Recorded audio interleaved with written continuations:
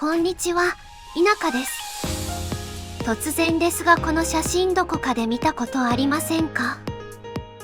こちらは大井川鉄道井川線の奥大井湖上駅。井川線の中で最初に思いつく駅はどこですか？例えば、駅ファンならもちろん大森駅を答えますが、一般人からすればこの駅一択だと思います。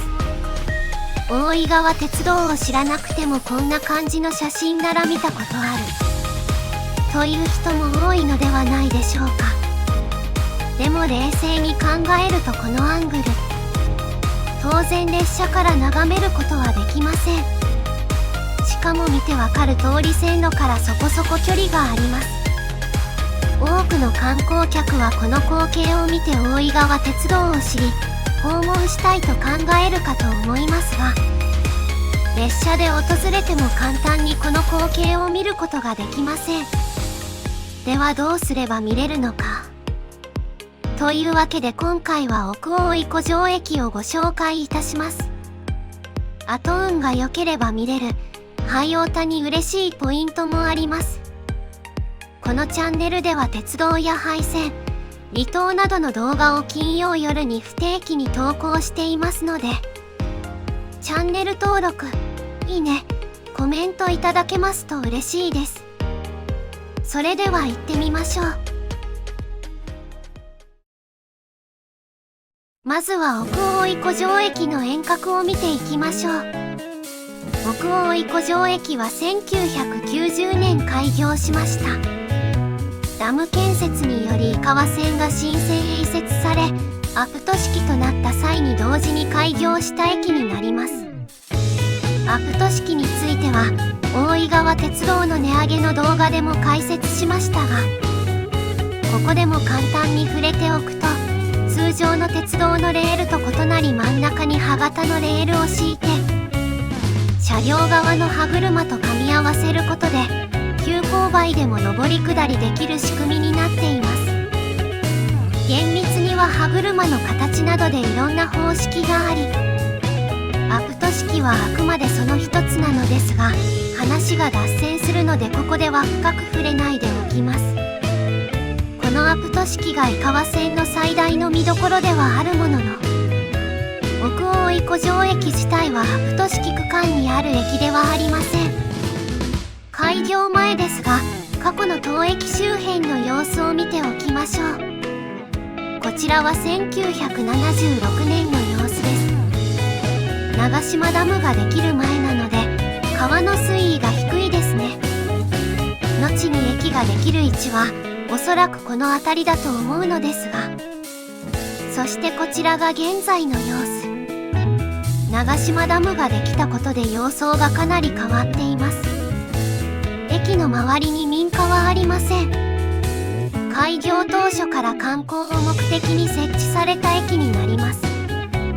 私は2023年に訪問。降り立ったはいいものの前面は川、両端は橋。行けるところといえば裏山くらいで陸のこと。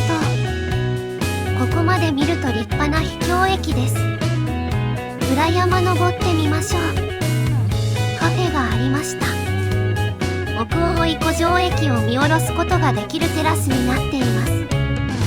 駅には田舎のバス停みたいな待合室があります。こちらは時刻表。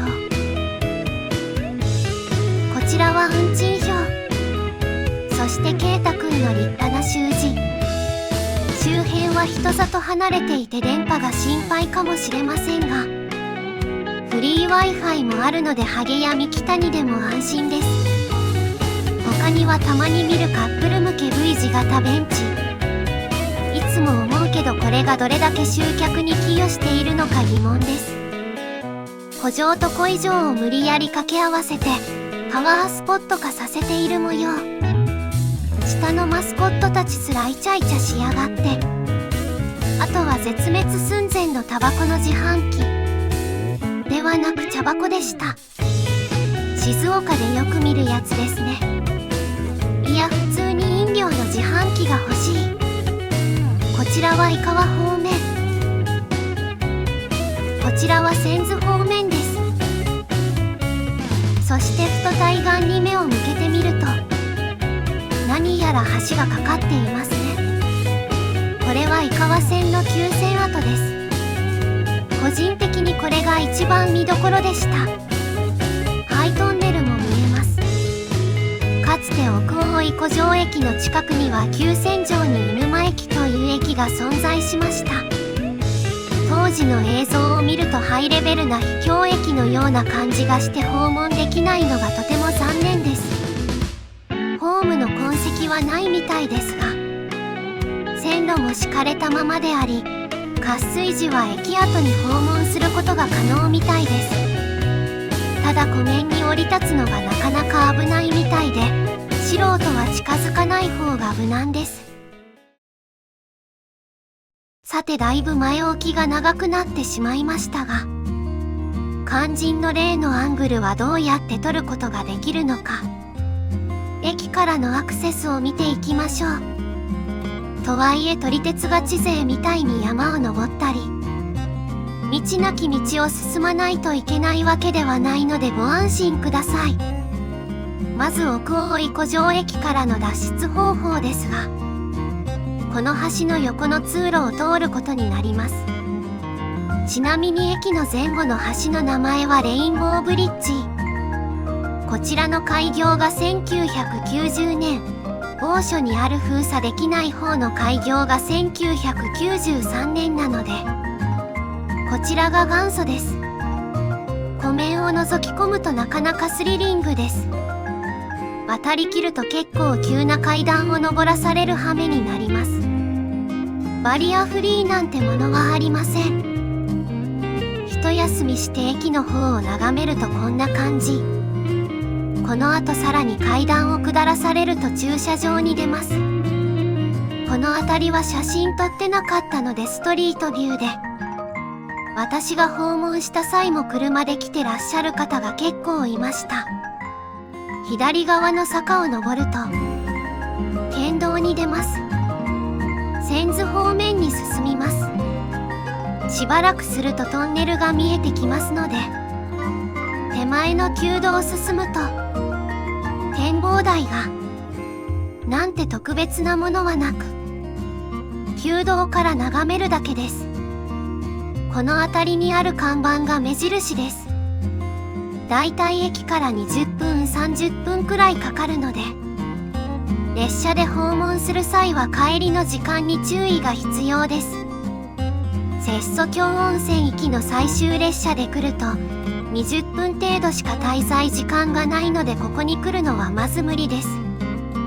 ここまで来ている観光客をほとんど見かけませんでしたが、正直駅自体はあんまり面白くないのでもったいないですね。ちなみに以前は旧道を千頭方面に抜けて県道に復帰すると、バス停があり千頭方面までそのまま帰ることができたのですが、以前の動画でも散々お伝えしている通り、現在このバスは廃止されてしまっています。いかがでしたでしょうか。余談ですが、周りには人工物がまるでなく、夜は星空がよく見えるので、毎年10月から3月にかけて星空列車と称して夕方17時千頭発の企画列車を運行しています。